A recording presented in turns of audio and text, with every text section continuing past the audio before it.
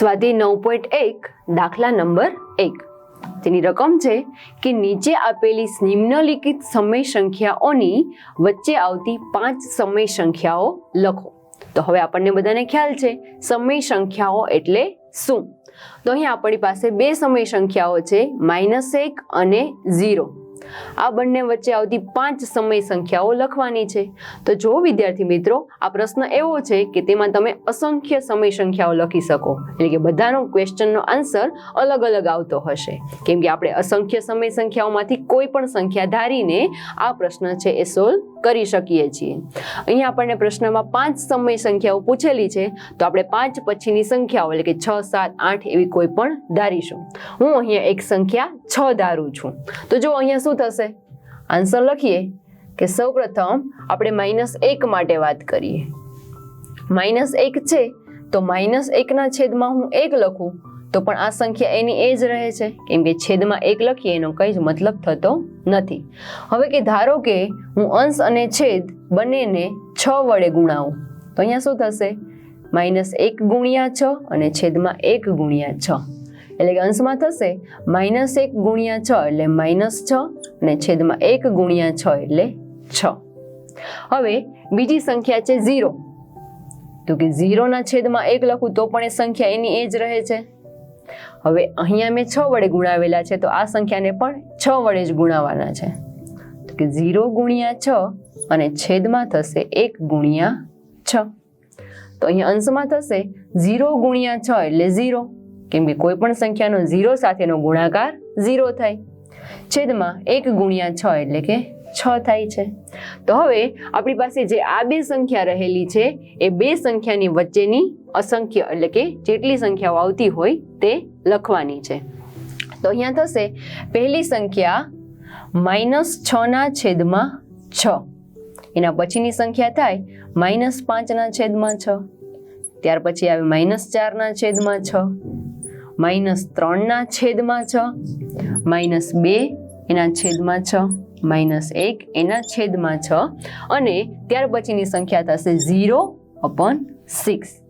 અહીંયા છેલ્લી સંખ્યા છે 0 ના છેદમાં 6 આવી જાય। અહીંયા વાસ્તવમાં જોઈએ તો -6 ના છેદમાં 6 એટલે એ -1 છે અને 0 ના છેદમાં 6 એટલે એ વાસ્તવમાં 0 છે, એટલે કે 0 અને -1 એના વચ્ચેની સંખ્યાઓ 1, 2, 3, 4 અને 5 થશે।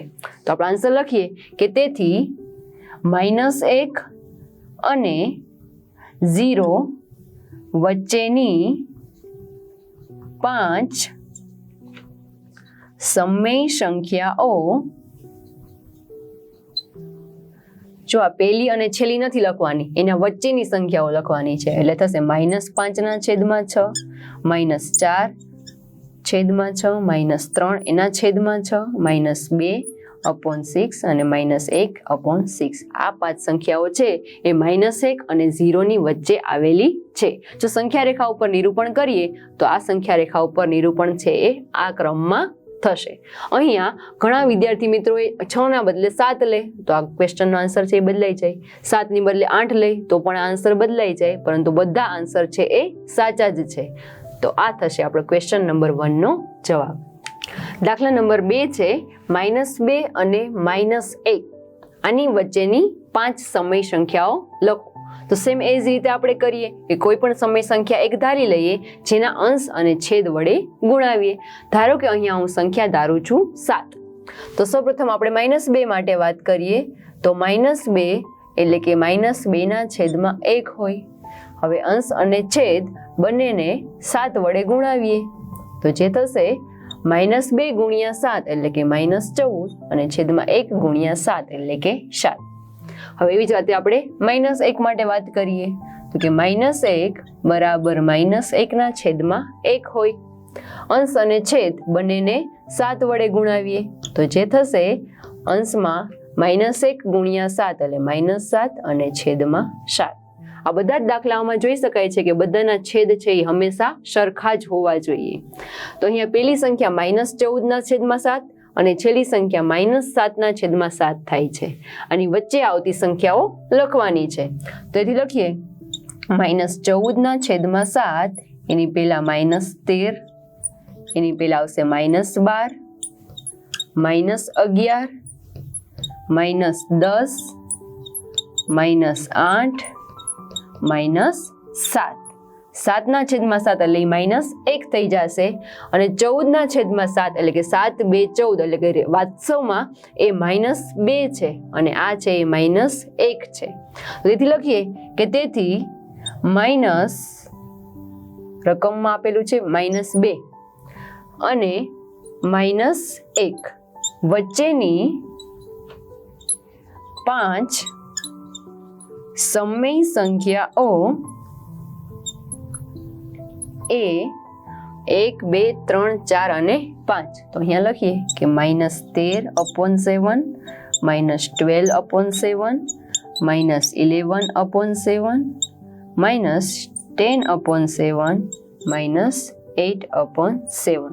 આ થશે -2 અને -1 ની વચ્ચે આવતી 5 સમય સંખ્યાઓ. દાખલા ત્રીજાની રકમ છે કે -4/5 અને -2/3. જો અહીં અંશ અને છેદવાળી રકમ આપેલી છે તો અહીંયા આપણે એ વસ્તુનું ધ્યાન રાખવું પડશે કે ગમે એવી સંખ્યા વડે ગુણાવવાની કે બંનેના છેદ છે એ સરખા રહેવા જોઈએ. બંનેના છેદ છે એ સરખા રહેવા જોઈએ.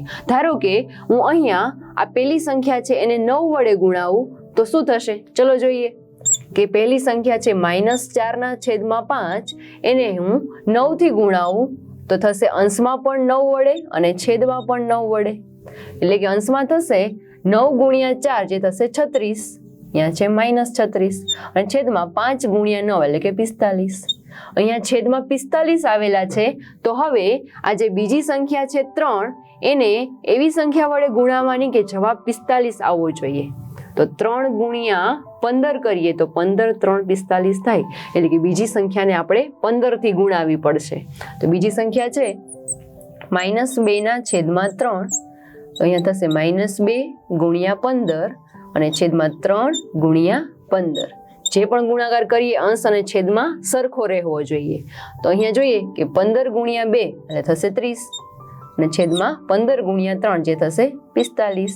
અહીંયા બંને સંખ્યાના છેદ સરખા છે. તો હવે આ બંને સંખ્યાની વચ્ચે આવતી 5 સંખ્યાઓ લખવાની છે.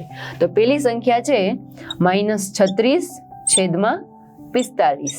એની પહેલાની સંખ્યા થશે -35/45, -34/45, -33/45, -32/45, -31/45 અને છેલ્લી સંખ્યા છે -30/45. તો આ બંને સંખ્યાઓની વચ્ચે 1 2 3 4 અને 5 સંખ્યાઓ આવેલી છે. તો તેથી લખીએ કે તેથી -4/5 અને -2/3 વચ્ચેની 5 સમય સંખ્યાઓ નીચે મુજબ છે. જેમાં પહેલી છે -35/45, -34/45, -33/45, -32/45 અને -31/45.